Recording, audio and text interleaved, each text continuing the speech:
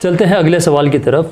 جو باریکیاں ہیں تو بہتر ہے وہ حضرت سے سوال کر کے خاموش ہی ہو جاؤں. جب حضرت بیان کریں اسی میں سب سے جوابات آئی جائیں گے انشاءاللہ. حضرت میرا اگلا سوال جو ہے آپ سے تو اس میں ذرا احتیاطی رکھوں گا. وہ یہ ہے کہ عموماً شاید آپ کی نظروں سے یا کانوں سے بھی گزرا ہو کہ کسی مفتی جو قابل احترام ہیں، عالم دین، یہ بھی ہمارے لیے قابل احترام ہیں، اگر یہ کہیں کہ یا جنات تو ہم نے بھی نکالے ہیں تو کسی عاملوں کے پاس جانے سے بہتر ہے گھر میں خود ہی نماز کی پابندی کر کے وضو میں رہ کر کچھ قرآن شریف کی آیتیں پڑھ کر جان چھڑا لیا کرو. کسی عاملوں کے پاس اگر تم جاتے ہو تو تمہارا مال بھی اور تمہارا گھر بار بھی وہ تباہ کر دیتے ہیں. تو اب آپ اس میں خود ہی بتائیں. کسی بھی چیز کی جہالت کو ختم کرنے کے لیے میری رائے یہ کہ اس کا علم ہونا ضروری ہوتا ہے. وہ خود بخود ختم ہو جائے گا. ٹھیک ہے، بہتر یہ ہے کہ اس کو اتنا بڑا بنا دو کہ وہ کسی کے پاس جائے نا. سبحان اللہ. تو اس کی وجہ یہ کہ کسی کے پاس جانے کی ضرورت ہے یا نہیں ہے. سب سے پہلے ہم اس میں اپنی غلطی نوٹ کرتے ہیں کہ اس فن کو ہم نے چھوڑا کیوں. کسی بھی چیز پہ یاد رکھیں کہ جب اس پہ آپ بند نہیں باندھیں گے تو گند نے تو تمہارے گھروں میں آنا ہے. کیا خوب. سبحان اللہ. وجہ یہ کہ جاہل لوگ اس کی جگہ پکڑ لیں گے. اور اللہ تعالیٰ نے فرما دیا قرآن میں کہ اب آیا ان لوگوں کے ساتھ کیا مسئلہ ہے. اللہ ولی الذین آمنوا یخرجہم من الظلمات الی النور والذین کفروا اولیاؤہم الطاغوت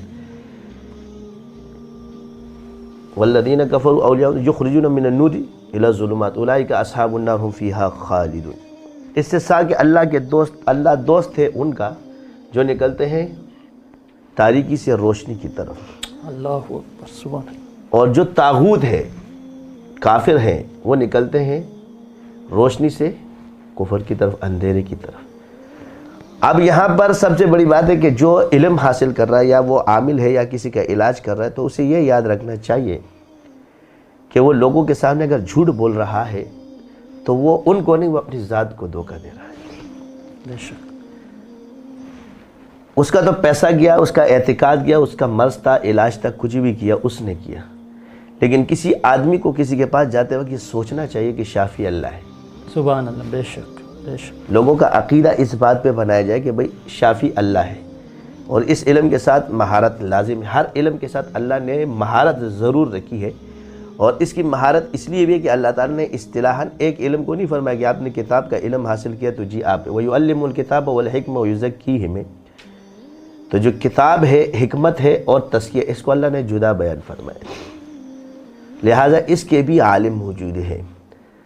لیکن صحیح کو تلاش کرنا ہوتا ہے. جب صحیح سامنے آ جائے تو اس کی مخالفت تو شروع ہو جاتی ہے ایسے، کیونکہ اب اوروں کی دکانداریاں بند ہونا شروع ہو جاتی ہے. تو صحیح کی تو ہم مخالفت کریں کس وجہ سے کہ جی ہمارے لوگ ادھر چلے جائیں گے اور ہم اس کو اخلاص سمجھیں تو نفس عامل اس کے ساتھ لگا دیا جاتا ہے اس کے علم کی تنقید کرنے کے لیے.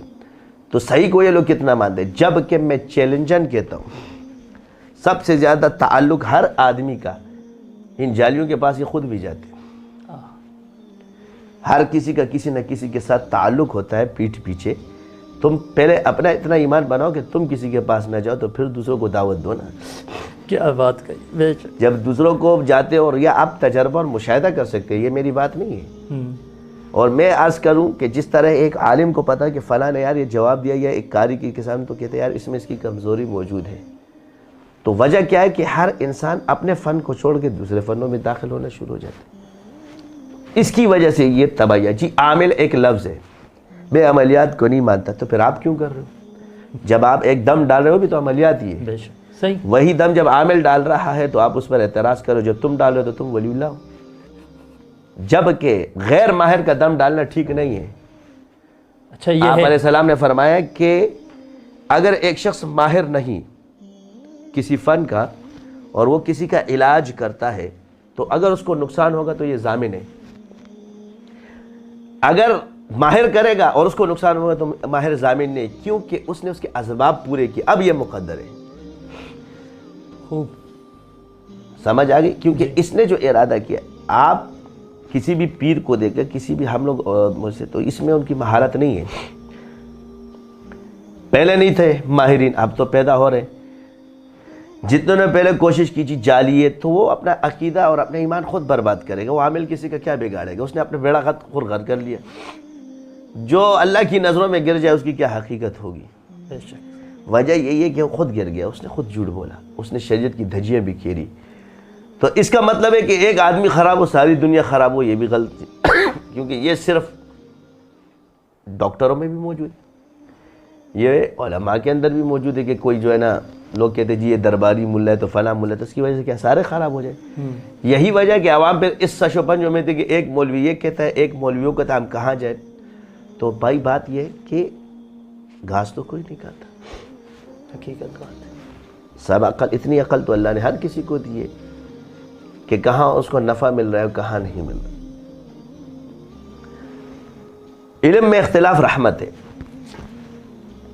علم کے اندر اختلاف رہے گا, علماء کے اندر اختلاف رہے گا, ایک فن کا دوسرے فن کے ساتھ اختلاف رہے گا. ان علوم کے فنون کی مثال ان ستونوں کی طرح ہے جس میں ایک عمارت کھڑی ہوتی ہے, اور اگر ان ساری ستونوں کو ایک جگہ کھڑا کر دیا جائے تو عمارت نہیں کھڑی ہوگی, لیکن اسی ستون کو برابر جا کر کے ساری مخالف جگہ پہ کھڑی کر دے تو عمارت کھڑی ہو جائے گی. اور انسان کو بچانے کے لیے عمارت ضروری ہے, ایک جگہ کھڑے ہو کے اس کو سہارا نہیں دیا جا سکتا. اس لیے ان سارے فنون کو ایک ماننا چاہیے, اور ان کے ماہرین کو جو بھی جس فن میں مارے ایک دوسرے کا ساتھ دینا چاہیے تنقید کرنے کے بجائے, تاکہ عوام اس چھت کے نیچے پرامن رہے. جب یہ ستون ہی ایک دوسرے سے ٹکراتے رہیں گے تو پھر عوام کا تو ایسے بھی بیڑا غرق ہو جائے گا. کیا خوب فرمایا حضرت, ماشاء اللہ. امید ہے کہ اس جواب کے بعد جو کہتے ہیں نا کہ جاؤ جنات تو ہم نے بھی نکالے, تو بیچ میں حضرت نے بہت پیارا پوائنٹ بھی دیا, اور امید کرتا ہوں کہ آپ لوگوں نے نوٹ کیا ہوگا, اور نہیں بھی کیا ہو تو دوبارہ سن لیجئے گا, تیسری بار سن لیجئے گا, تو انشاءاللہ یقیناً وہ بات آپ کی سمجھ میں آ جائے گی.